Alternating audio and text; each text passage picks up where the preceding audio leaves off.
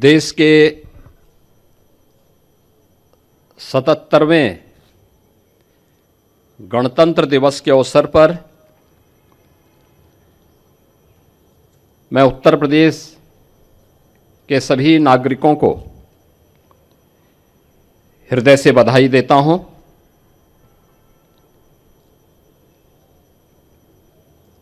आज ही के दिन 1950 में भारत का संविधान लागू हुआ था। 76 वर्ष की इस यात्रा में अनेक उतार चढ़ाव हमारे इस संविधान ने देखे हैं, लेकिन इस सब के बावजूद एक भारत श्रेष्ठ भारत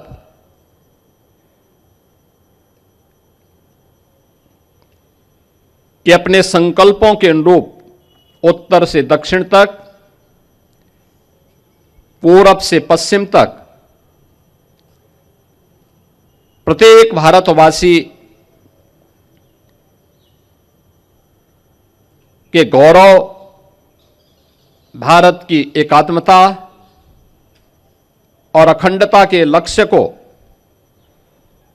आगे बढ़ाते हुए आज हम सब एक नए भारत का दर्शन कर रहे हैं। इसमें हमारे संविधान की एक महत्वपूर्ण भूमिका है। मैं इस अवसर पर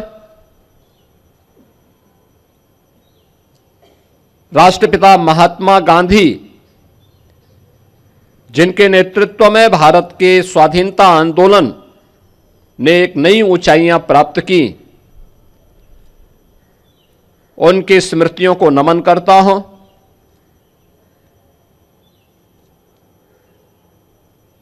भारत के संविधान के सभा के अध्यक्ष, गणतंत्र भारत के प्रथम राष्ट्रपति डॉक्टर राजेंद्र प्रसाद जी, भारत के संविधान के शिल्पी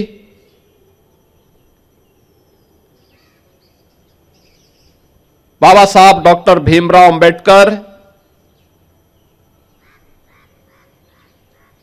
वर्तमान भारत के शिल्पकार लौह पुरुष सरदार वल्लभ भाई पटेल, क्रांतिकारियों के सिरमौर नेताजी सुभाष चंद्र बोस समेत भारत माता के उन महान सपूतों को, जिन्होंने देश की आजादी के लिए अपना सर्वस्व न्यौछावर किया, इस आंदोलन में बढ़ चढ़ करके भाग लेकर के देश की आजादी को सुनिश्चित किया और स्वतंत्र भारत में देश की सुरक्षा के लिए, आंतरिक और बाह्य सुरक्षा के लिए अपने आप को बलिदान किया है। ऐसे भारत माता के सभी ज्ञात अज्ञात सपूतों के प्रति विनम्र श्रद्धांजलि अर्पित करते हुए उनकी स्मृतियों को मैं नमन करता हूं। हम सब जानते हैं कि 1947 में 15 अगस्त के दिन देश आजाद होता है। उससे पहले भारत के संविधान सभा के निर्वाचन संपन्न हो चुके थे।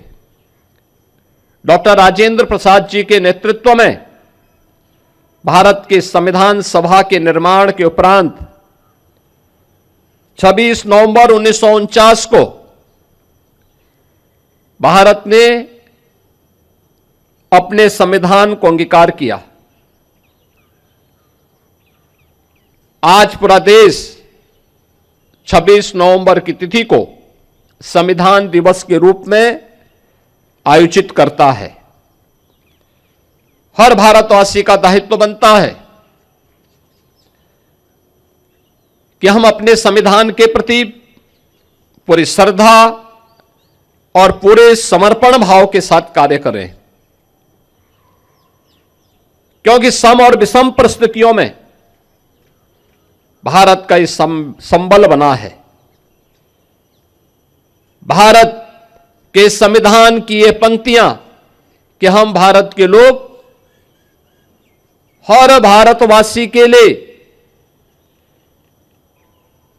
एक नई प्रेरणा है कि भारत के संविधान का संरक्षक, असली संरक्षक अगर कोई है तो भारत का नागरिक है। उस भारत के नागरिक के प्रति हरेक संस्था को,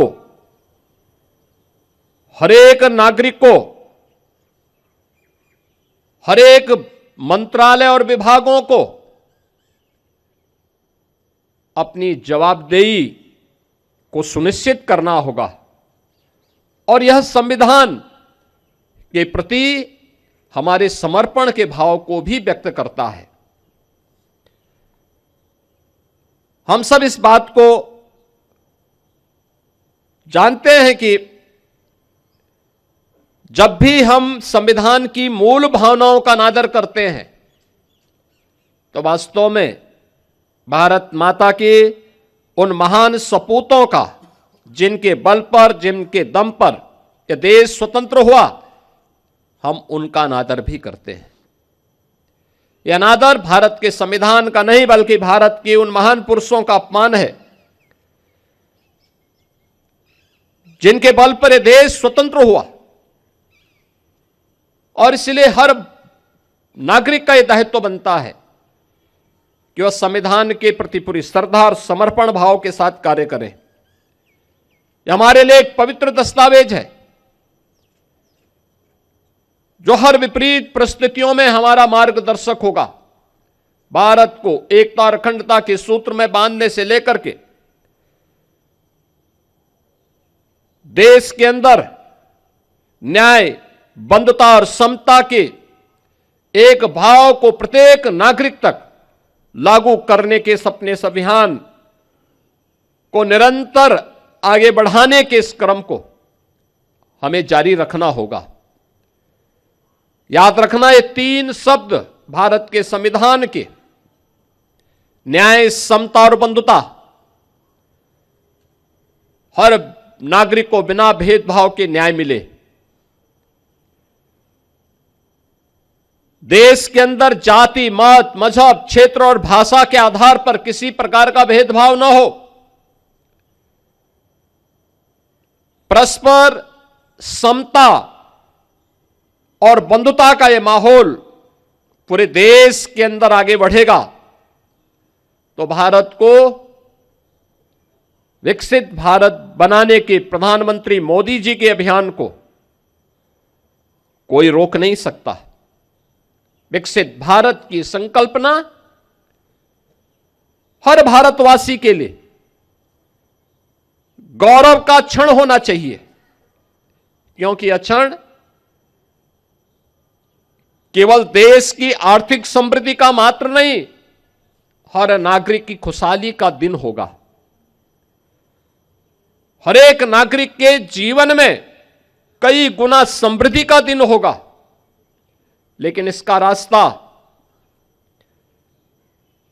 समाज के अंतिम पायदान पर बैठे हुए व्यक्ति से प्रारंभ होता है। हमारे गांवों से, हमारी गलियों से,